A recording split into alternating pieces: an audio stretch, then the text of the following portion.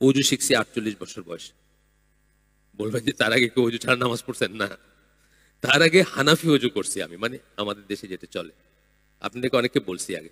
আমরা কি করি? প্রথমে হাতটা ধুইলাম, তারপরে কি মুখ মুখ ধুইলাম, ই করলাম, তারপরে আবার হাত ধুই না?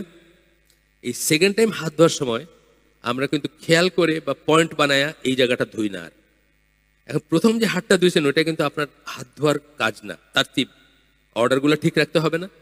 এখন যে হাতটা ধুইতেছেন এখন কিন্তু আপনার একদম পুরা হাতটা এখান থেকে এনে এখানে পানি লাগার কথা।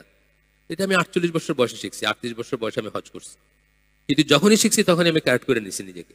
আমি আর বসে থাকি নাই যে আমার মাঝাবে তো এটা নাই, বা আমারে তো এটা কোনোদিন কেউ বলে নাই, বাপেও বলে নাই, দাদা বলে নাই, আমার হুজুরের কাছে যার কাছে ছোটবেলায় শিখছি নামাজ সেও বলে নাই। তা আমি এটাই ভুলটাই আমি ধরে রেখে আমি ওটাই, আমার সমস্ত ইবাদত নষ্ট হয়ে যেতে পারে। যখন আমি জানলাম যে আসলে তো প্রথম হাত ধোয়াটা তো অজুর কোনো অংশ না, অজুর যে 4টা ফরজ তার ভিতর প্রথম হাত ধোয়াটা না, কিন্তু ওইটা ওয়াজিব হচ্ছে আপনি ঘুম থেকে যখন উঠছেন আপনার হাত কোথায় গেছে এটা রাসূলের একটা হাদিস আছে, আপনি জানেন না, এই জন্য আপনি ধুয়ে নেবেন, জাস্ট এটা ক্লিনিং আর কি। কিন্তু আসলে যেটা হাতের সিকোয়েন্সটা কি সেকেন্ড না? হাতের সিকোয়েন্স সেকেন্ড, মুখের পরে হাত। এখন ওই সময় যখন ধুইতেছেন তখনও আপনার উচিত এই পুরাটা আবার ধোয়া, এই হলো হাত ধোয়া। এটা কোনোদিন খেয়াল করি নাই, জানি নাই, আজকে জানলাম। সামিনা আতানা, শুনলাম এবং মানলাম, এখানের কোনো না, কোনো ডিসপিউট না।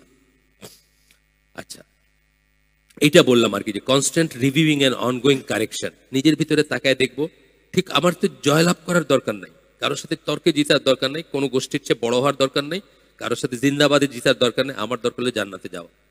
আমি যদি আল্লাহকে গিয়ে বলতে পারি যে আল্লাহ আমি সিনসিয়ারলি জানতাম যে আল্লাহ রসুল এটা করতে বলছেন, সেই জন্য আমি এটা করছি। আমার একটা ওয়ে আউট থাকতেও পারে ভুল করে থাকলেও, আমি সিনসিয়ারলি ভুল জিনিসটা করছি জেনে যে আল্লাহ রসুলই করছেন, আমার ক্ষমতার বাইরে ছিল এটা তা কি করা।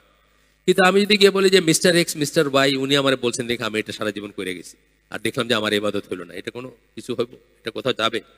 অমুক মুরব্বী অমুক বুজুর্গ কইছেন বা অমুক শায়েক বলছেন, হবে না। সুতরাং আমরা এটা এগুলো কারেক্ট করে নিব, নিজেকে নিজেকে রিভিউ করবো, নিজের ভিতরে দেখবো, কারেক্ট করে নিব।